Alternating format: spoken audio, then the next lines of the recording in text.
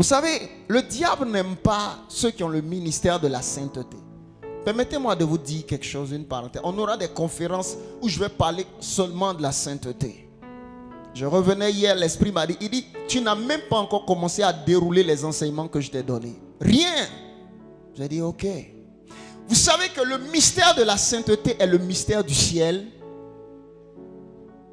Quand la Bible dit quoi? Saint, saint, saint est éternel.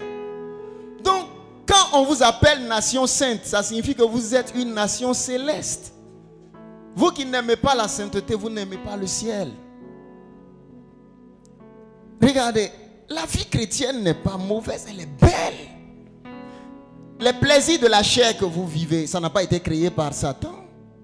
C'est Dieu qui a mis ce plaisir en vous, sexuel. Mais il dit non, vous êtes divin. Vous ne devez pas vivre comme cela. J'ai placé cela dans le cadre du mariage. Donc mon fils, ma fille, voici, prends mon joug. Le joug de l'Éternel est sa parole. Accepte mes instructions. Le monde te dit, tu peux avoir copine et coucher avec elle. Moi je dis non, mon fils. Voici la voix des fils d'Israël. En Israël, les fils de Sion n'agissent pas ainsi. Les fils de Sion ne vont pas vers leur soeur, leur faisant la cour, la prenant quelque part et puis sortent avec. Non, ça ne se fait pas en Israël. En Israël, on vient informer les parents, les autorités. Et on dit, on va prier pour vous. Vous savez pourquoi vous chutez? Vous vous rencontrez dans des lieux secrets. Quand on est fiancé, on se rencontre dans les lieux publics. Attendez, il faut que je vous répète ça très bien. Hein? Depuis un certain temps, je sens qu'on n'a même pas d'intimité même. Quelle intimité tu veux que vous ayez? Vous êtes mariés, c'est les couples qui ont une intimité. Donc il t'attire, là, je veux qu'on soit seul. Vous n'êtes pas mariés, vous voulez être seul comment? Vous vous rencontrez à l'église. Vous vous rencontrez chez un diacre, chez un ancien, chez un pasteur. On finit de causer, on se laisse. Mais causerie jusqu'à... Vous allez chuter. Vous allez chuter. Vous allez chuter. Vous n'allez même pas vous en rendre compte, mais comment vous avez chuté. Hein? On vient de chuter, hein?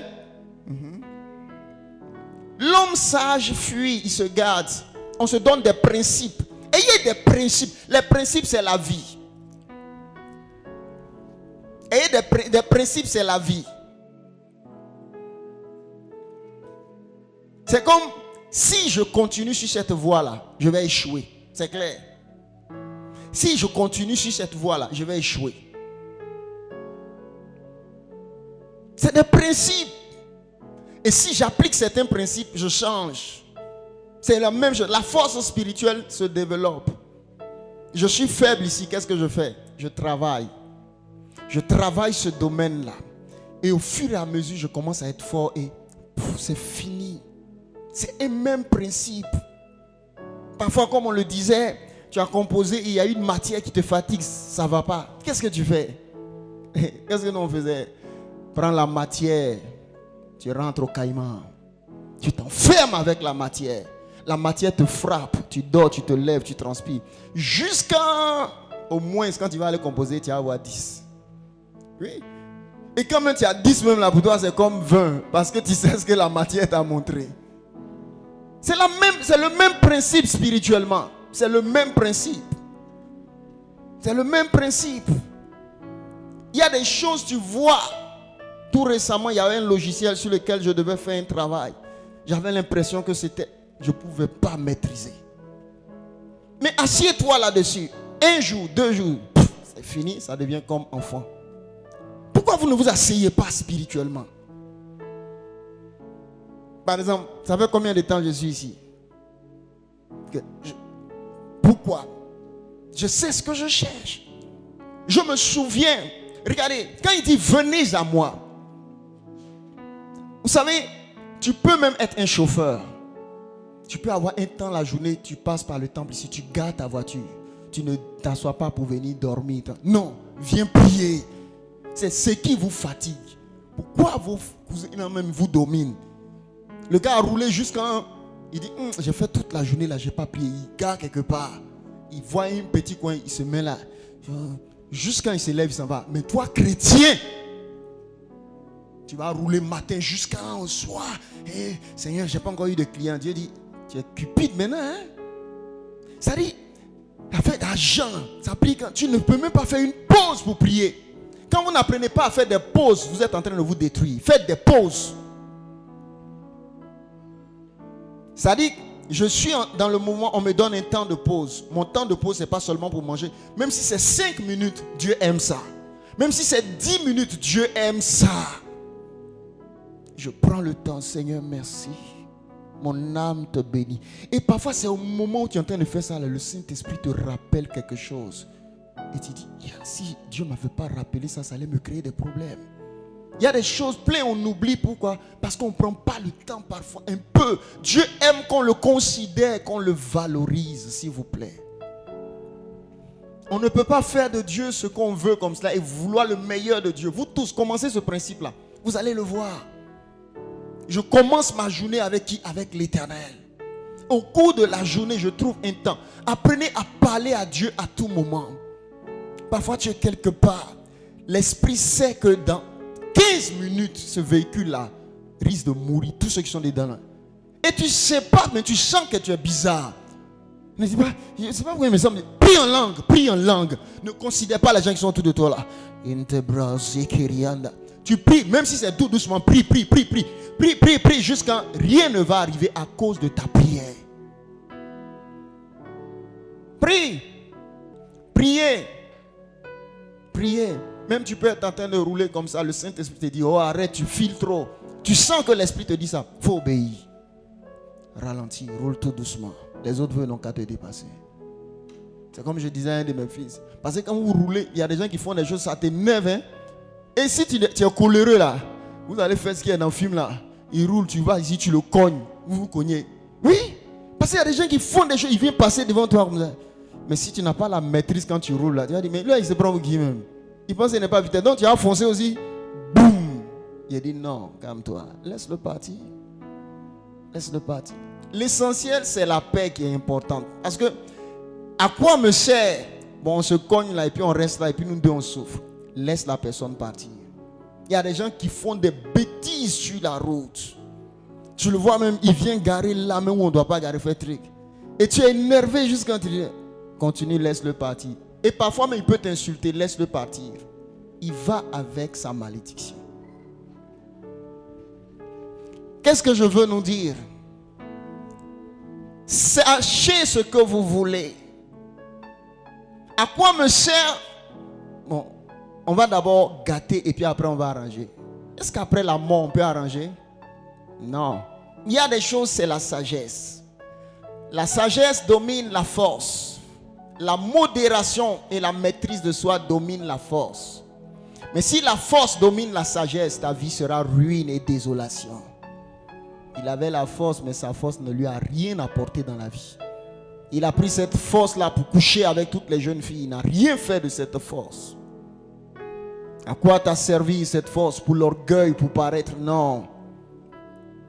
Je veux avancer, mais le Seigneur me ramène sur le foyer. Vous rendrez compte à Dieu pour vos foyers.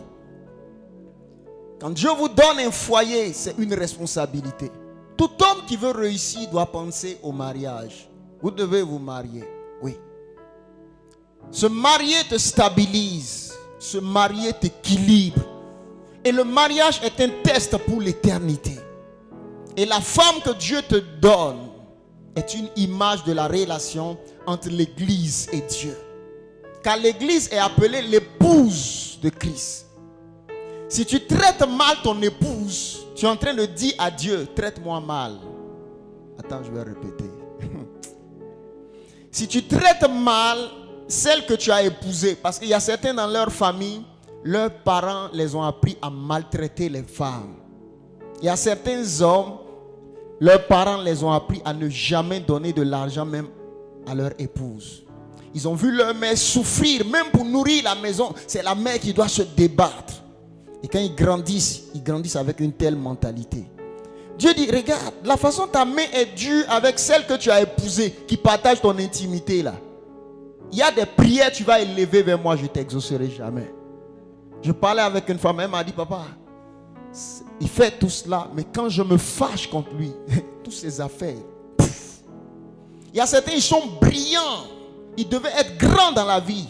Mais à cause des femmes, de la femme qu'ils ont méprisée ou qui méprisent chez eux à la maison, leur élévation est bloquée. Il y a des principes dans la vie. Vous devez apprendre à respecter votre demeure, votre maison. Vous devez garder votre maison dans la pureté morale. Il y a des choses qui ne doivent pas être chez vous à la maison. Vous devez garder votre vie. Et je dis toujours, quand vous grandissez en âge, abandonnez certaines choses. Plus vous grandissez, vous mûrissez. Ça, ce n'est plus important pour moi. Ça, ce n'est plus important. Plus tu vieillis, tu es en train d'aller vers le ciel. Quand tu passes 50 ans, plus tu prends de l'âge, il y a des choses que tu abandonnes. Ensemble, vous devez vous construire. Aucun foyer n'est parfait, mais le foyer se construit. Ce n'est pas parce que vous êtes marié que vous avez réussi le foyer. Non. C'est ce que votre foyer va devenir dans les années qu'on dira, ouh, waouh, regarde le couple Dieko. Ils sont un modèle. Sinon, au début, là, vous n'êtes pas encore modèle. Au début, vous êtes marié, vous avez enfants. Ce n'est rien. Mais vous savez que certains se sont mariés, ils ont eu des enfants, mais ils n'ont jamais été véritablement un. Je vais dire quelque chose, suivez ce que je vais dire. Certains ont eu des enfants, mais ils n'ont pas connu le mariage selon Dieu. La seule chose qui les a unis, c'est les enfants. Donc, ils donnent la popote. Vous parlez pour les enfants. Il y a quoi encore? C'est tout. Mais, ils n'ont jamais eu ce que le grec appelle koinonia, la communion. C'est-à-dire, ça ne peut même pas exister même que leur épouse même puisse se reposer même sur sa poitrine même. Ce n'est pas possible. Oh, tu veux quoi encore? Ah, toi aussi. C'est-à-dire, de la même manière, toi aussi, il ne faut pas dire, Jésus, j'ai besoin de toi. Certains ont vieilli ensemble, arrivé à un moment donné, ont grandi ensemble, mais ils ont grandi séparés. Il y a certaines femmes qui ont grandi dans des foyers de prisonnières. Certaines femmes ne connaissent même pas leur époux. Elles ont grandi comme des prisonnières. Et vous en Christ, vous devez être différents. Le foyer se construit. L'amour se construit. Arrivé à un moment donné, l'amour n'est plus un sentiment. Oui, l'amour c'est une maturité, c'est un choix, c'est une responsabilité, c'est une décision. Sans cela, même la vie chrétienne, vous l'échouerez. Dieu t'appellera, mon fils, viens me rendre compte. Je bénis ton mariage. Mon serviteur, viens me rendre compte de ton mariage. Qu'as-tu fait? Qu'as-tu fait de ce que je t'ai donné? Mes fils et filles spirituels, les jeunes gens, jeunes filles qui allaient vous marier, je vous en prie, respectez votre foyer. Il y a des choses, ne le faites jamais. Tu es marié et tu es avec une autre jeune fille et tu lui fais des avances. Dieu dit, tu viens d'être adultère. Hein? Vous savez que tu peux être quelque part et là, il n'y a personne autour de toi. Et tu es en train de causer avec une autre jeune fille. Tu dois causer avec elle dans un esprit de pureté. Il ne faut pas commencer à livrer certaines tendances. Et le Saint-Esprit te dit, tu sais que tu es en train d'être adultère. Il y a certains qui s'oublient. Et on m'a dit, mais il y a certains même, quand ils sont avec d'autres jeunes filles, ils rient comme ça. Mais quand ils voient les femmes, on dit quoi, il y a quoi? Tu es faux. Il y a quelque chose qui ne va pas. Oui. Tu dis, c'est maman qui est là. Mais pourquoi il se sent bien avec la fille là comme ça? C'est comme si là tu deviens enfant. Mais quand tu arrives à la maison maintenant, être ta femme, tu ne peux plus être enfant maintenant. Il y a quelque chose qui ne va pas. C'est qu'il y a, et puis devant la fille là, tu deviens enfant là. Ça doit quitter ta tête. Moi, il doit vous dire la vérité pour vous aider. Les gens, ils sont trop faux. Oui. Trop faux. Ils regardent. La femme, je t'aime, tu es ma princesse adorée, Il arrive encore ici. Tu sais, tu es mon tas, tu es mon ça, tu es mon ça. Vous mentez. Et certaines jeunes filles, écoute-moi. Si tu sais qu'un homme est marié, s'il te drague, fuis. Fuis. Ne jouez pas avec les choses qui sont de feu étrangers. qui n'amène pas la bénédiction du ciel. Ne dis pas qui sait. Qui sait? Peut-être il s'est trompé, ce n'était pas sa femme, c'était moi. Et qui vous a menti comme ça? Ça n'a qu'à être avec une autre. Mais toi, reste tranquille. Au point où j'ai entendu certains, ça là, la solution, peut-être ça sera la mort. Tu as vu? Ils sont devenus assassins. Parce qu'ils sont là. Parce que la condition pour qu'il me marie, il faut qu'elle meure. C'est pas histoire drôle, je raconte. Hein? Donc, elle est devenue assassin. Simplement parce que elle veut être à côté de tel ou tel. Jusqu'à quand serez-vous païens? Soyez chrétiens. Quand tu es chrétien, tu es différent. On regarde, on dit, ah, regarde mon fils là, il est différent. Il est différent. Il veut d'une jeune fille. Il ne l'appelle pas dans le secret, ah, viens ma petite. Mais c'est pas toi qui vas à l'église. Oh, laisse ça. Il va à l'église, mais ça veut quoi? Parfois, l'ange est en train de te parler par la vie de la fille que tu veux faire des bêtises avec elle là. Tu dis, laisse ça. Non!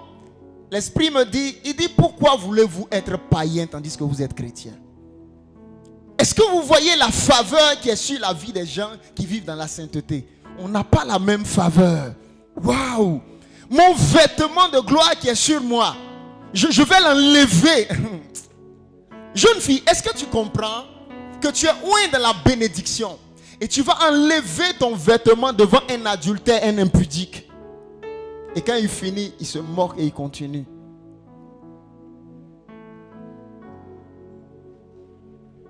Peuple de Dieu, aspirez au mariage selon Dieu.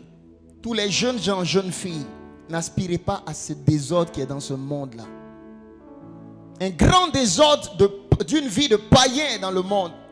Je cherche aujourd'hui les jeunes gens qui vraiment sont convertis. Les jeunes gens qui ont la crainte de Dieu au milieu de leurs amis. On voit une différence. Plusieurs chrétiens n'ont pas d'identité avec leurs amis.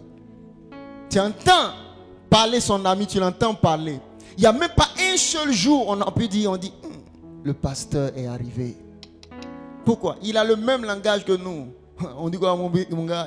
On dirait la petite là t'intéresse. Hein? C'est le même langage là. Tu es un païen. Tu es assis ici, mais tu es un païen. Moi, depuis le lycée, mes amis m'appelaient l'abbé. Oui, le pasteur. Ils m'ont jamais vu draguer femme. Jamais. C'était mes filles spirituelles qui venaient me voir. Et quand ils me voient, ils me disent, l'abbé! Parce qu'ils étaient étonnés. Et c'est pourquoi quand je me suis marié, tous mes amis étaient étonnés. Tous ils se sont demandé comment j'ai fait pour me marier. Soyez chrétiens. Pourquoi vous voulez être vous païen? Pourquoi? On te prend, tu es un peu dans le monde. Quand je me suis converti, mes amis qui venaient me rendre visite, on s'assoit. J'ai dit, ah, je ne fais plus ça, hein, c'est fini. En bon, je lui ai dit quoi? Il a dit, c'est fini. Moi, je ne fais plus ça. Je peux aller t'accompagner, mais arrivé, il y a des limites. Bon, je dois me retourner. À certaines heures, on ne peut plus se retrouver ensemble dans tel lieu. Donc, si vous ne devenez pas chrétien, il y a des anges qui ne seront pas avec vous. Vous devez vous arrêter pour dire, je veux suivre Jésus. Je veux suivre Jésus. Je veux le suivre entièrement. La vie chrétienne qui bénit à un coup, mais Dieu vous récompensera. Le mariage est une bénédiction. Vous tous, vous allez vous marier et vous devez aspirer au mariage. Il y a une phase de votre vie qui est cachée après votre mariage. Mais vous devez vous préparer à votre mariage. L'homme qui mûrit se prépare à son mariage. Il prie en fonction de cela. Ta destinée, là où tu vas monter, le mariage. L'éducation des enfants, la destinée, c'est le mariage. Vous ne devez pas aspirer à une vie désordonnée et éparpillée. Non, aspirez à une vie de mariage. Et lorsque vous êtes marié, respectez votre épouse, votre époux. Gardez vos corps purs. Ton corps est pour ton épouse. Le corps de ton épouse t'appartient. Mais à part cela, c'est fini. Si vous respectez ainsi les principes moraux, Dieu vous bénira. Je veux que vous gardez cela. Je pense que le Seigneur veut que je reste à cela. Et ta prospérité est dans la considération que tu apportes à ton mariage. Je veux répéter la phrase. Ta prospérité est dans la considération que tu apportes à ton mariage. Voici mon épouse, ça fait bientôt 14 ans qu'on est mariés. Ça vous étonne parce que je suis jeune, c'est vrai? Mais pourquoi? Écoutez, on est passé par des temps où même à manger, on n'avait pas. Mais j'ai vu la puissance d'un foyer uni. On peut ne rien avoir à manger si on se prend par les mains. Ah, mes amis, à genoux, priant. Tu as l'impression que c'est la magie. Parfois même je dis à des personnes, je dis, qui t'a dit de me l'amener? Un jour j'ai demandé cela à quelqu'un. J'ai dit, qui t'a dit de m'emmener? Tu ne peux pas m'emmener une telle somme. Il dit, je sentais que je devais le faire. C'est qui? C'est Dieu. Parfois on devait nous vider de maison, je me souviens. Et Dieu a touché une femme que j'ai évangélisée. Je ne lui ai même pas parlé. Elle dit, j'ai appris qu'on veut vous vider de la maison parce que vous n'avez pas les moyens pour payer. Elle est venue, j'ai dit. La femme a payé, a donné l'argent. Et Dieu l'a béni. Qu'est-ce que je veux vous faire comprendre? La prière, Dieu ne vous abandonnera pas. Dieu te parlera. Dieu te donnera des instructions. Regardez, l'alliance de Dieu est quelque chose de fort, c'est mystérieux. J'explique toujours ça par cette image de table. Vous voyez le livre qui est là? C'est comme ton mariage, ton foyer. Le jour où on vous unit ici. Et quand vous êtes bénis dans le mariage, vous êtes placés sur cette table. Qui est le symbolisme d'une alliance. Et je vous ai dit la phrase que Dieu m'a dit. Il m'a dit, de la même manière que cet objet ne peut percer la table et se retrouver à terre, ainsi en est-il de l'homme qui est en alliance avec moi et qui ne viole pas son alliance. De la même manière que tu es dans cette alliance, tu ne tomberas jamais. Je ne te dis pas qu'il n'y aura pas de difficultés, c'est ça. Mais vous verrez la force et la puissance de l'alliance. Il y aura des situations et vous lèverez les yeux vers le Dieu d'Israël et vous aurez l'impression que l'armée des cieux vient vers vous, vous soutenant à chaque étape pour dire, vous y arriverez. Je serai avec vous, je pourvoirai à vos besoins, je vous garderai. L'alliance est forte. Un jour, une de mes filles qui m'avait soutenu un temps, elle s'est retrouvée quelque part et j'ai observé cela.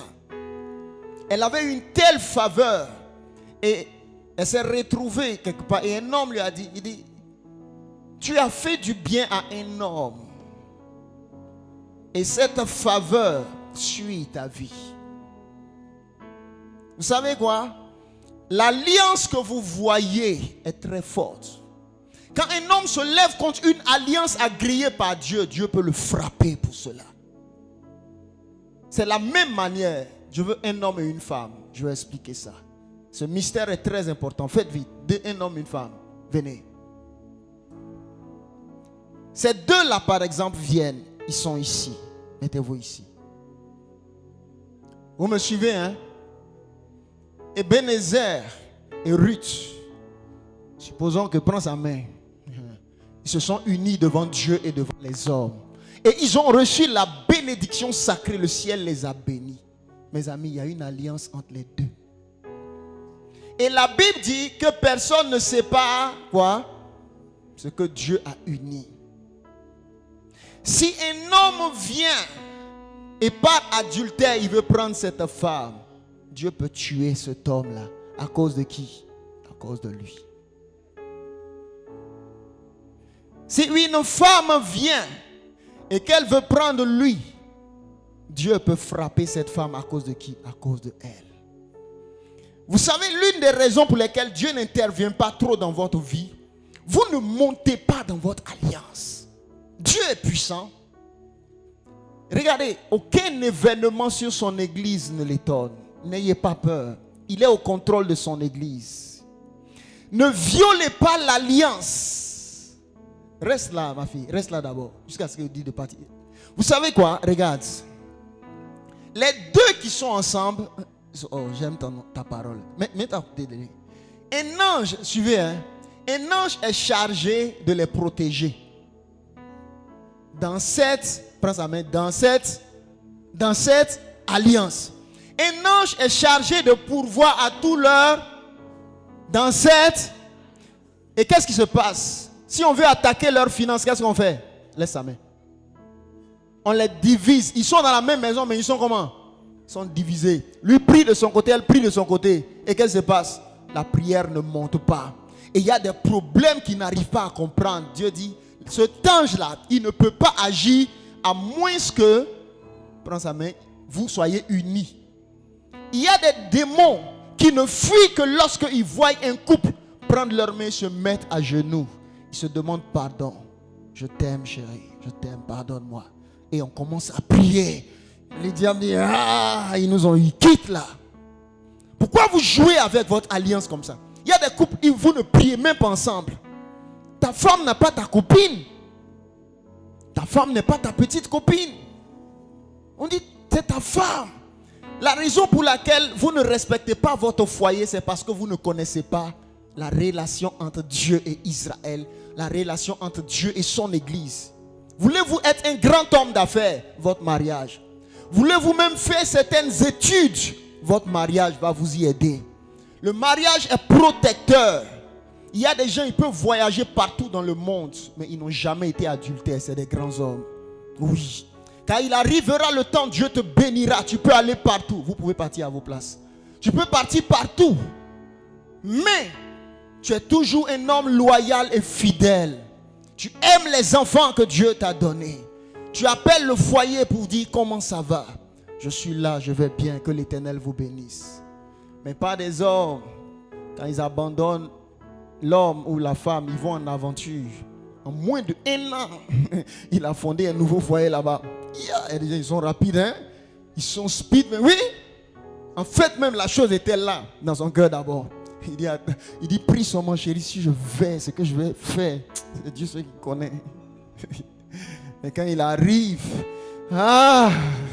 merci Seigneur, l'heure est arrivée pour ma gloire. Et quelle gloire? Viens. Ça commence maintenant.